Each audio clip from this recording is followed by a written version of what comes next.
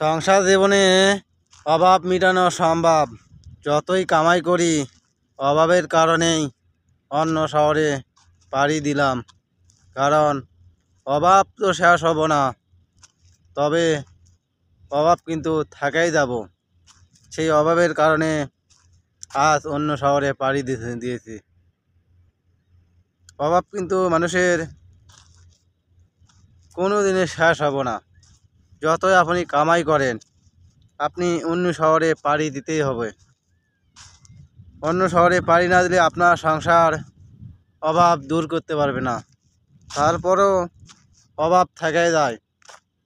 এই কারণে আমরা ভাই অভাবের কারণে এক শহর থেকে অন্য শহরে পাড়ি দিছি নিজের পরিবার রেখে।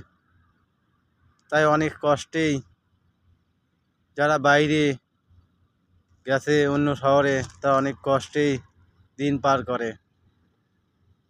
তারপরেও চিন্তা করি এই অভাবটা আমাদের শেষ হয় না। কবে যে শেষ হব নিজেও আমরা জানি না ভাই। তাই অভাবের কারণে আমরা অন্য শহরে পাড়ি দিয়েছি।